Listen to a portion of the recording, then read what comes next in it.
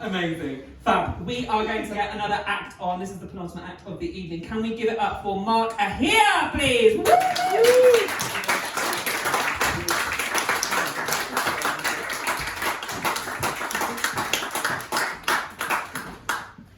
Another 30 gigs before someone pronounces my name correctly. I'm not bothered. So, when I told some of my friends I was going to be doing stand-up, a lot of them were surprised because they knew I'd struggled with mental health issues. Other friends, a bit less surprised, they know that I'm a massive attention-seeking show-off. So, those two things are connected. Please like it. Please like it. I'm joking. So, but it does beg the question why someone who struggled with anxiety and panic attacks would do something like this. So it was something, honestly, it was something that would help me build resilience and build confidence, and something that like to take myself out of my comfort zone. So it was a choice between doing this or becoming a drag act and do a tour of Qatar and Iran. So 50-50 as to whether I've made the right decision at the moment. But I didn't always do that.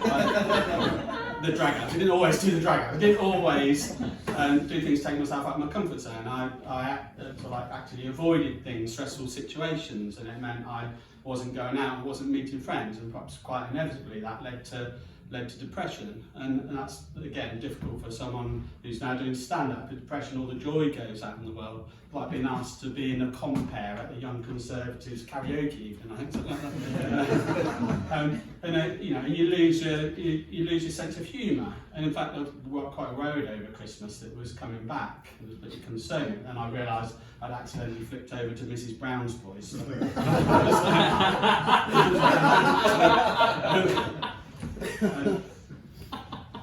I should say at this point, I don't want you to worry. If you're not laughing, you probably don't have a mental illness.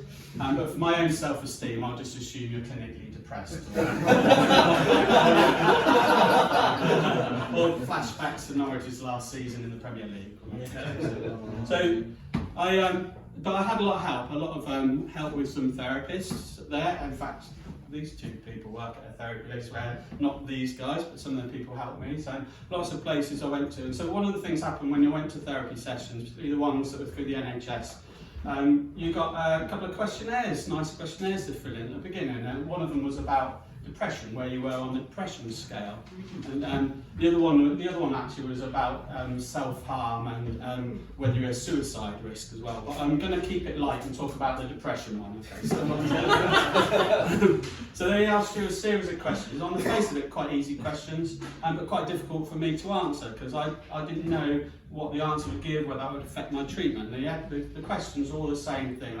I'll give you an example. One of them was about eating, and it will give you eating significantly less, a little bit less, about the same, a bit more, significantly more, something like that. So, and I didn't know whether I said, if I said at either scale, would they stop my treatment, all this, so I'm going to go down thinking, but I was struggling at that stage to eat because of my anxiety. I wasn't eating a great deal.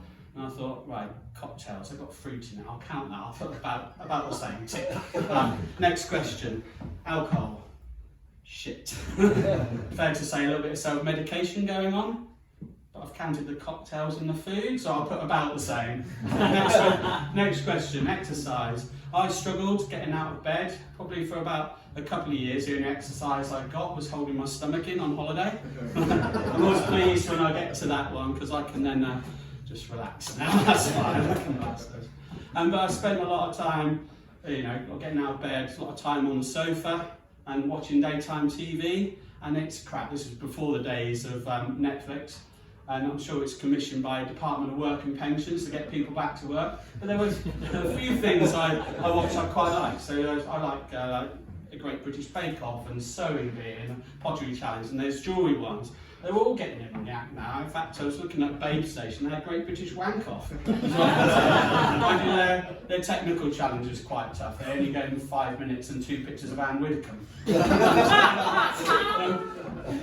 I tried to play along at home, and I was significantly overdrawn on my wank bank. So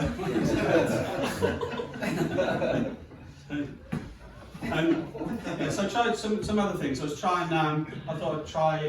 Listen to music. Music can be quite good. So, but you have to be careful. So sometimes music can bring you down. Even Morrissey understood that. So apparently the song was going to be called Girlfriend Comes from Chroma, but he thought it was too depressing. Then I thought, well, I was listening to other music. I got really into 1970s rock music. But again, when you're struggling with your mental health, you worry about things all the time. I was worrying I was getting really into this music and perhaps listening to it too much. So I went to the doctors and I told him about it. I was diagnosed with OCDC. So my son said to me, so like, that's a dad joke, isn't it? And he said, the son came to me and said, your comedy, are they all going to be dad jokes? And I said, well, if you come and watch, technically, yes, they are. Including the ones about your mum. So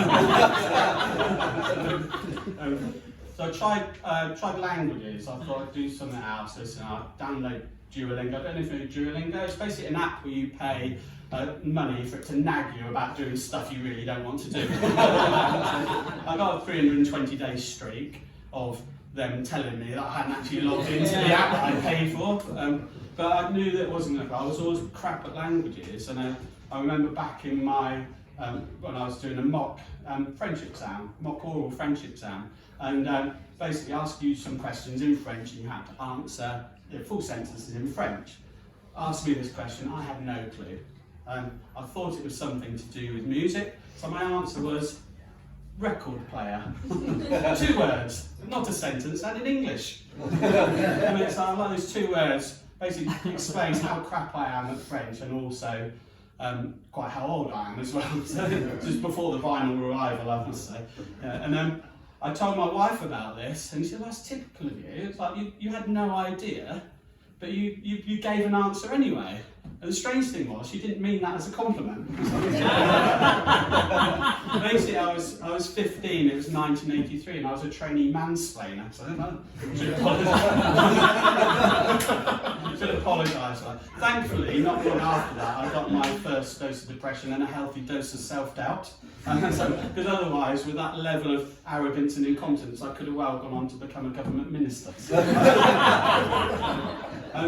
So a little bit of politics, listening to the news, I thought I'd do something topical. So I was thinking about the tweet that Gary Lineker posted back there, and I was thinking, right, I'll do this, and I thought I'd do something. I could refuse to present Match of the Day. It was a bit of an empty gesture. This was never going to happen, and I didn't know what to do. I wanted to show some solidarity with Gary, and I think I didn't know what to do. So basically, I just sat at home and ate lots of crisps. One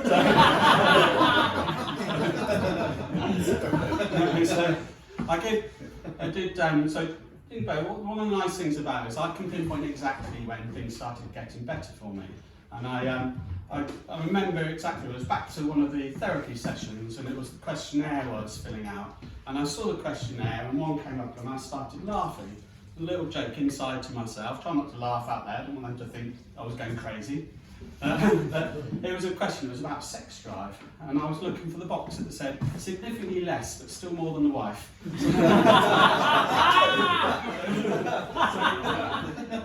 But things have improved. Only last year I joined the Mile High Club. Right, so I'm hoping next year I'm going to upgrade from solo membership. Got time for one more? Yeah, one more. So right, I'm going to leave you with, so it's probably the best advice that I ever get from any of the therapy sessions. It's all about giving, isn't it? It's all about giving. So, and this is one, I was talking to my therapist, I was struggling, I was having recurring dreams, and I found them quite disturbing. They come out, I kept constantly thinking about it. And she said to me, well, Mark, what you need to think about is sometimes these things, are worse in anticipation than they are in reality. And if you, perhaps embrace this thing and try it out, it might not be so bad. I thought, well, that's really good advice. And it was like, right, try that out. And I always remember when that was, because it was 2 days before I got sacked for going into work with no trousers on. Thank you, I'm Mark.